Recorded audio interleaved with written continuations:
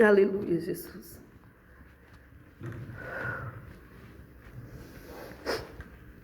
Glória a Deus. A graça e a paz do Senhor Jesus, irmãos. Amém. Amém. Prove a Deus, né, nos conceder a oportunidade de estarmos aqui essa noite. E sou muito feliz pelo convite, pela confiança dos irmãos. E nos colocamos aqui como servos do Senhor. Amém. Que Deus possa falar à igreja, continuar falando, estar presente aqui, crer na presença dele, nos louvores, nas orações. E nós não somos dignos, mas ele é tão poderoso, né? Tão gracioso conosco, por sua misericórdia, sua graça, tem nos acompanhado.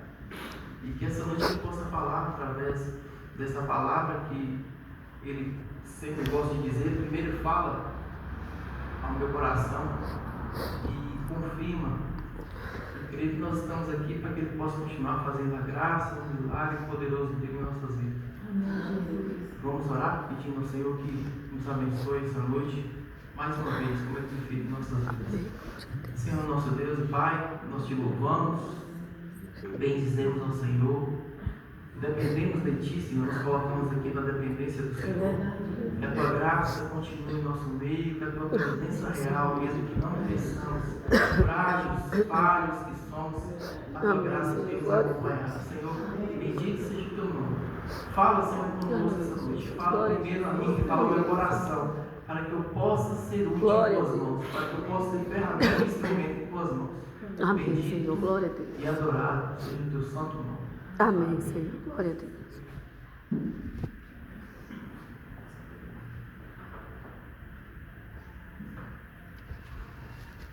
Irmãos, queria iniciar com os irmãos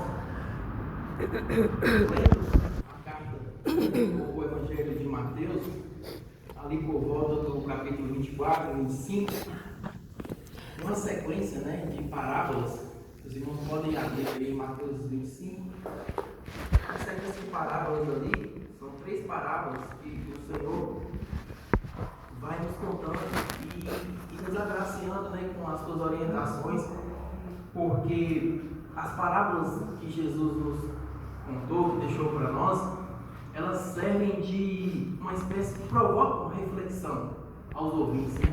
Provocam um sentimento de querer saber mais o que Jesus quis dizer. E eu entendo que ele, ao deixar a parábola, uma palavra dele é viva e eficaz. Ele fala de uma maneira comigo, fala de uma maneira diferente com cada um daquele que lê, que ouve a palavra do Senhor. E ali, a partir do Mateus 24, o Senhor conta a parábola do servo fiel, a parábola dos 3 talentos e a parábola das 10 virgens. E aí, lendo essas parábolas, me veio à mente uma espécie de linha do tempo, sabe? Quando eu pego a palavra do Senhor para estudar lá desde Gênesis, em Gênesis 1 vem a criação, Gênesis 3 vem a queda do homem. Mais à frente, né, o Senhor escolhe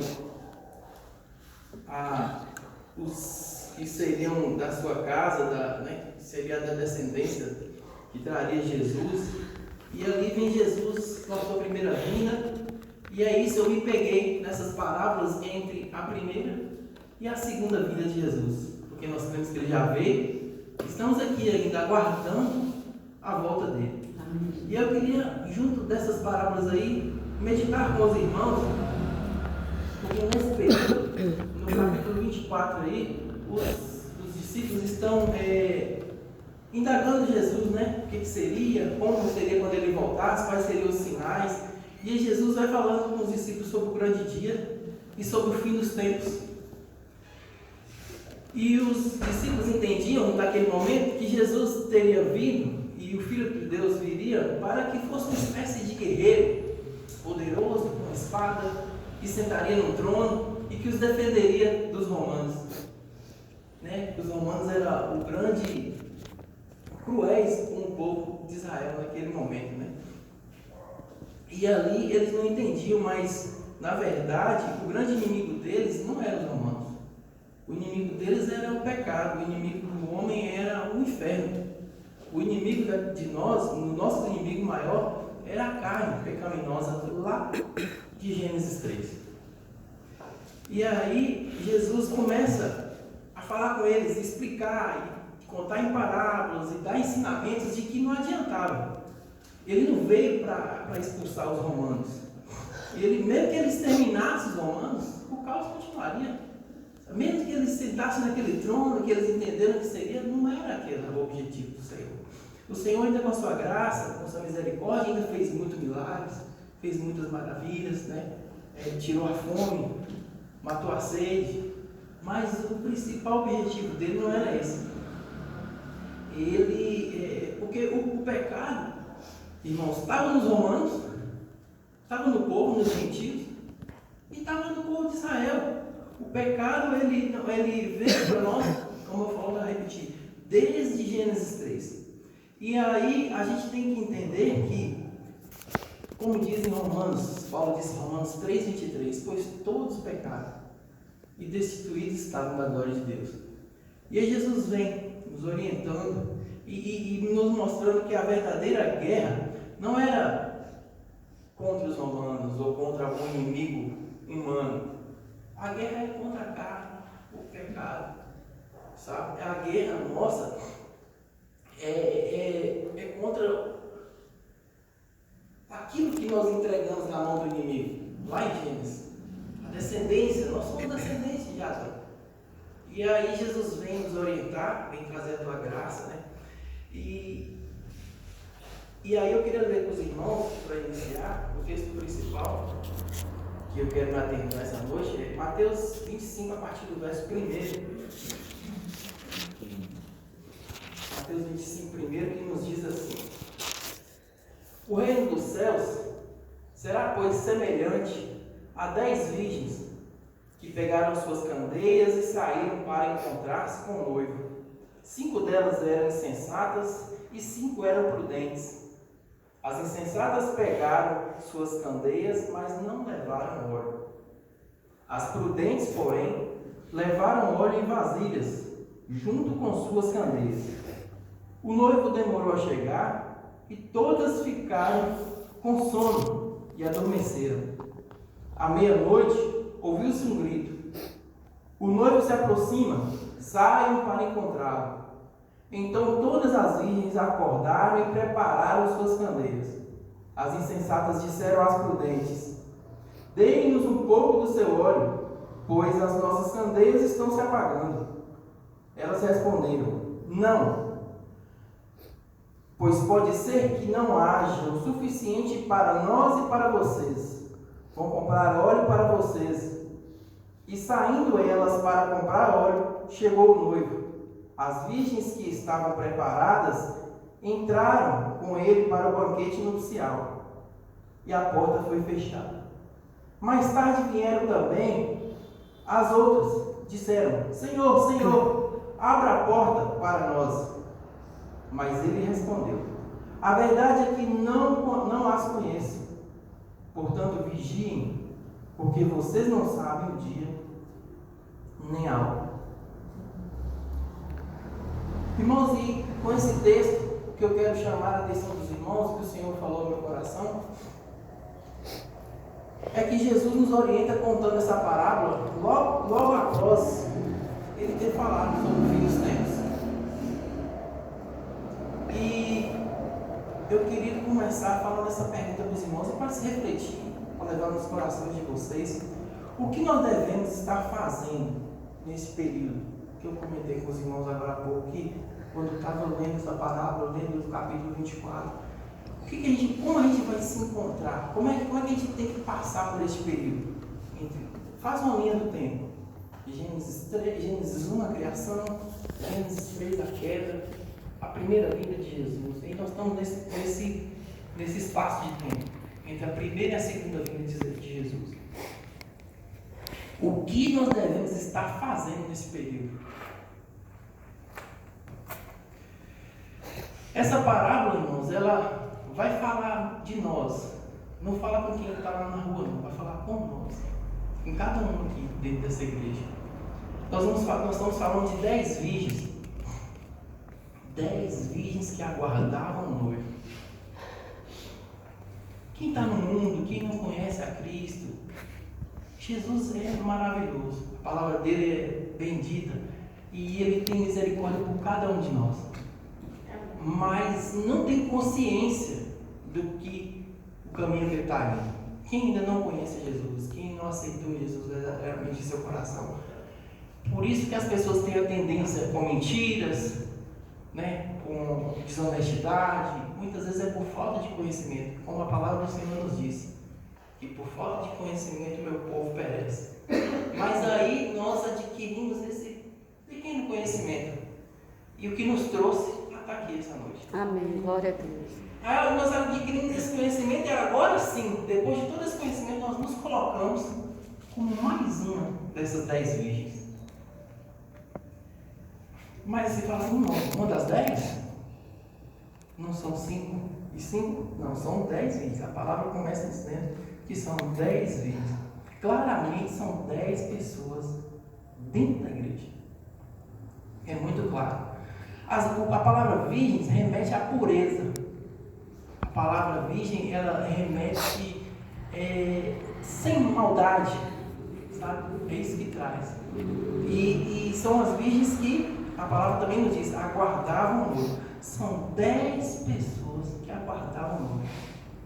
Eu aguardo esse noivo. Amém. Glória a Eu Deus. creio que cada um dos irmãos aguarda esse noivo.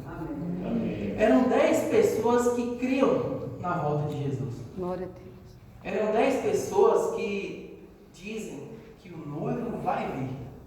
Eu digo que o noivo vai vir, porque a gente tem que testemunhar. Amém. A gente tem que encontrar com os perdidos, com aquelas Oh, pessoas que Deus, passam por nossas vidas diariamente e dizer, o noivo vai vir. Verdade. Eram 10 pessoas, irmãos, 10 pessoas que estavam prontas, preparadas, com as vestes e com a lâmpada. É a palavra do Senhor que nos diz isso. E ali Jesus nos alerta. Vigiem. Lembra do texto? Vigiem. Portanto, vigiem, porque vocês não sabem nem o dia e nem a hora. No meio dos meus discípulos, no meio da minha igreja, no meio do meu povo, 5 eram sábios e 5 eram insensatos. Percebe-se, irmãos, que é um número de 50%, e creio que Jesus estava sendo generoso para não nos tirar a esperança, para não nos tirar a fé, porque Ele é misericordioso em nossas vidas. E é o próprio Senhor que fala assim, 5 eram, das 10 virgens, 5 eram prudentes e 5 insensatos. Algumas versões vai chamar loucas. 5 prudentes e 5 loucas. Irmãos, o céu pode estar neste momento, sabe, olhando para cada um de nós, para a nossa vida, e nos dizendo assim, Roniel, você está louco? Que o Senhor tenha misericórdia de minha vida e que eu tenha um mínimo de consciência dessa pergunta e que eu possa me livrar desse dia, dessa pergunta. Que o Senhor jamais venha falar a cada um de nós. Porque a hora que Ele fala assim, Roniel, você está louco? O Senhor, Ele é poderoso, Ele vai passar um filme na nossa mente que nem nós mesmos vamos rebater. E Ele vai falar assim, veja as suas atitudes. Olha as suas atitudes. Tânia, olha as suas atitudes, irmã Ângela. Cada um dos irmãos, que eu não sei o nome de todos, mas que o Senhor possa receber em seu coração essa palavra essa noite e pensar assim, qual tem sido minhas atitudes? Todas elas, por serem virgens, nos fazem entender que tinham sido separadas. É Deus. Não foram separadas pelo Senhor? Glória a Deus. Para a obra dele. Amém. Todas elas nos fazem entender que eram separadas e estavam esperando o noivo. E mesmo assim, 5 delas são chamadas de loucas. Qual a diferença entre as insensatas e as prudentes? Qual a diferença? Aí eu queria chamar a atenção para os irmãos levarem para o seu coração essa palavra, que o Senhor falou muito mesmo no meu coração essa palavra. O estilo de vida do fim dos tempos não é apenas sobre ter intensidade. Porque a intensidade, ela oscila. O fim, né, o estilo de vida, nosso estilo de vida para nós levar para o nosso dia a dia. O meu estilo de vida no meu trabalho qual é? Qual é o estilo de vida dos irmãos? No seu trabalho todos sabem que você é crente? Lá você é crente chato, porque é assim que nós temos que ser. O mundo é inimigo de Deus. O mundo mesmo não aceitou Jesus e não vai aceitar aqueles que estão com ele. Então, assim, precisamos, irmãos, entender que essas 10 pessoas, as 10 começaram bem, sabe? As 10 começaram bem. Mas qual é o estilo de vida? Qual o estilo de vida que nós temos não é apenas sobre intensidade, mas sim sobre, essa é a palavra que eu quero falar com os irmãos, sobre constante intensidade. Constância, intensidade, todos os dias. Não é buscar intensidade no momento de louvor. É maravilhoso, irmãos, estar aqui, louvar, sentir a presença do Senhor. Por mais pequeno que somos, o Senhor caminha no meio da sua igreja. Amém. E nós aqui levantamos nossas mãos, nós sentimos a presença dEle. Mas vai ficar isso por 1h30 em nossas vidas? Como é que tem sido em nossas vidas? Como é que tem sido lá na minha casa? Eu falo com os irmãos que eu tenho que me preocupar de estar aqui na frente, porque quem me conhece verdadeiramente é minha esposa que está aqui. Os irmãos estão me vendo aqui muitos pela primeira vez hoje, mas como é que tem sido lá na sua casa, Roniel? Qual tem sido o seu estilo de vida? E quando eu pergunto aos irmãos, primeiramente, eu estou perguntando para mim. E aí eu falo assim, Senhor, me orienta, me ajuda a ter constante intensidade na tua presença. Aleluia, Deus. Amém. A parábola que Jesus nos conta tem no seu início 10 pessoas com a luz acesa. Você já percebeu? Porque a palavra diz que foram, né, quando o noivo chegou, mas a palavra nos informa. Não são 5 acesas e 5 apagadas. São 10 virgens, todas elas com as lâmpadas acesas. Vai nos contar, acabamos de ler aqui, verso 8, repetir com os irmãos aqui. As insensatas disseram às prudentes, deem-nos um pouco do seu óleo, pois as nossas candeias estão se apagando. Não está com a candeia vazia, está se apagando. Então assim, quer dizer, se está apagando, todas as 10 estão acesas. Verdade. Vocês percebem? Então, todas as 10 acesas. As 10 estavam queimando. O fogo estava aceso na lamparina de todas elas. Então, percebemos que o importante não é como, irmãos. Irmã Ângela me falou que ela aceitou Jesus há 31 anos atrás. Na hora eu imaginei, minha irmã, nós começamos rapidinho aqui, eu falei assim, não desanime, porque o pastor está viajando, não pode vir todo mês. Não desanime, minha irmã. Porque, olha, o mesmo fogo, lá naquele dia, você levantou sua mão, aceitou Jesus, tem que ser constante. Amém. Tem que ser o mesmo, nosso Deus é o mesmo, ele não muda. Amém. Nosso Deus não muda. Então, nós recebemos, é importante assim, entender que o que mais importa é quem vai queimar até o fim. Aleluia, Deus. Sabe? Quem é que vai queimar até o fim? Um texto de Mateus 24, vamos dar um pouquinho aí, Mateus 24, o 12 e 13, nos diz assim, Mateus 24, 12 e 13. Devido ao aumento da maldade, o amor de muitos esfriará, mas aquele que perseverar até o fim será salvo. Amém. Glória a Deus. Eu creio assim. Eu creio que o Senhor tem preparado isso para cada um de nós, para nossas vidas. Amém. Glória a Deus. O próprio Senhor vem falando no 24. Ele fala que o amor de muitos esfriará, mas na frente ele tem novamente o cuidado de nos falar do servo fiel. Depois ele fala das 10 virgens. Depois ele faz a parábola dos talentos. E é cuidado, irmãos. Porque ele está dizendo, o amor de muitos esfriará, mas eu vou lhes dar saída, eu vou lhes dar refúgio, eu vou estar presente na vida de vocês. Eis, sabe que eu estou aqui, estenda a mão para mim, que eu estarei presente na vida de vocês. Amém. que os irmãos venham crer nisso verdadeiramente. As 3 parábolas citam no início, que nos deixa claro, essas 3 parábolas, não vamos ler as 3, mas os irmãos com certeza já leram. Irmãos, o noivo, Jesus estava tentando entender que para nós, porque o tempo de Deus é diferente do nosso tempo, mas Ele deixou para o nosso coraçãozinho falho, sabe, cobrador, insistente. Ele falou assim, vocês vão ter o sentimento de que o noivo vai tardar. Isso é o Senhor que Ele está falando. O Senhor nos alerta, o noivo vai tardar. Vigiem, igreja. Vigiem, persistam, porque se vocês sentirem que vai tardar, mas Deus, para mim, 1000 anos é um dia, e um dia é como 1000 anos. Verdade. Mas quem é que, quando Ele chegar, vai ser encontrado com a lâmpada acesa? Aleluia, Deus. Você tem tido óleo reserva? Jesus. Porque lembra, às 10 tinha uma lâmpada acesa. Mas no finalzinho ali, só tinha óleo. O óleo da lâmpada, o simples óleo do momento, ele estava acabando. Precisava repor. E o que é repor? O que é esse ciclo em nossas vidas?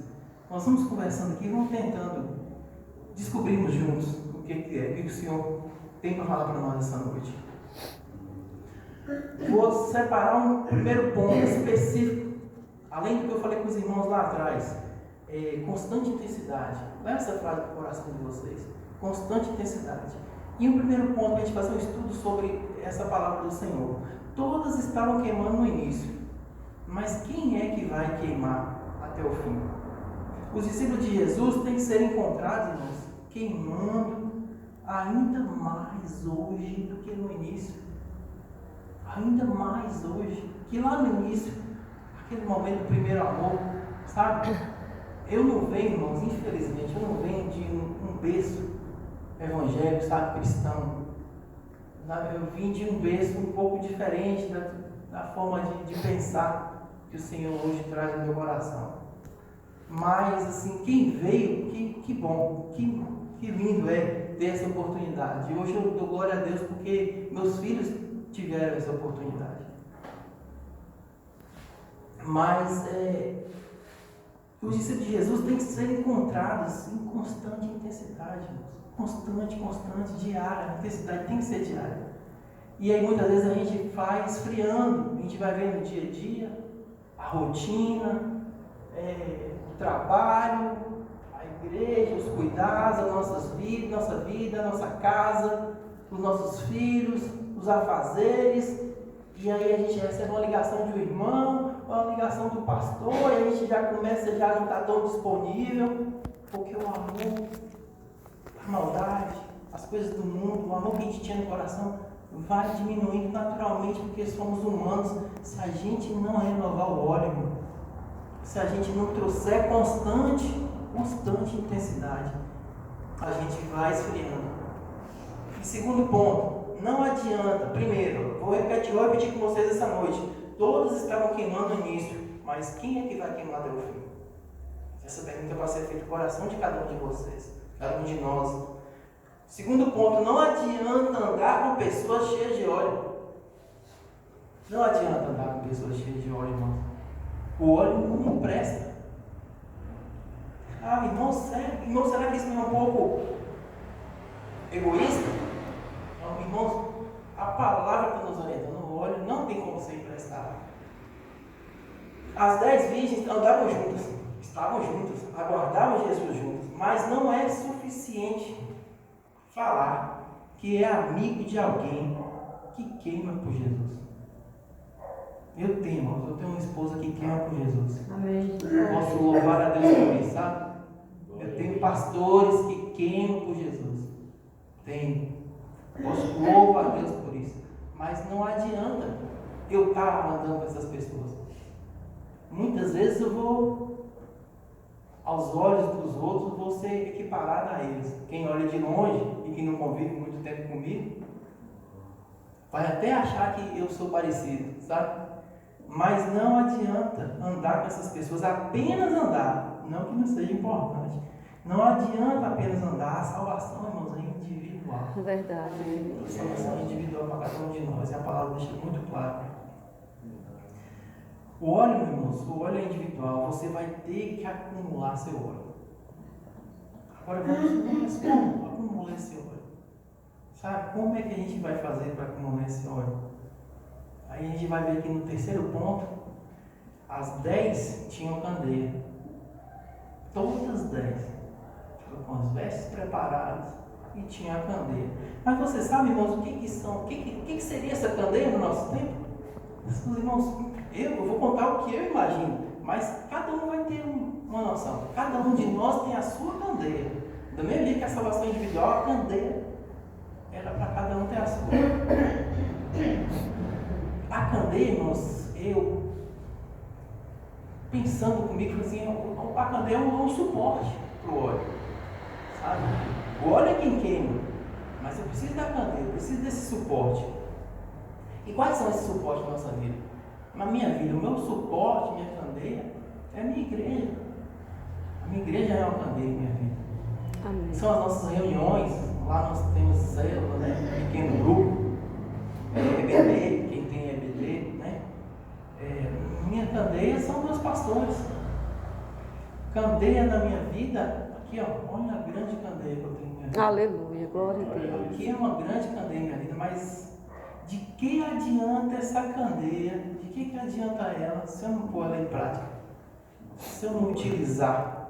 Se eu não fazer com ela o propósito pelo qual ela foi preparada?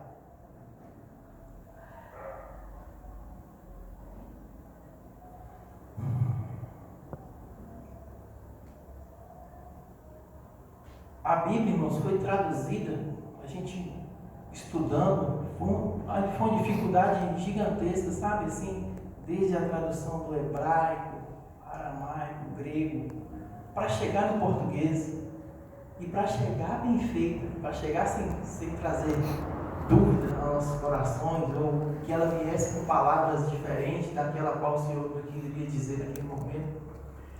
Foi tão trabalhoso. E hoje não adianta eu ter.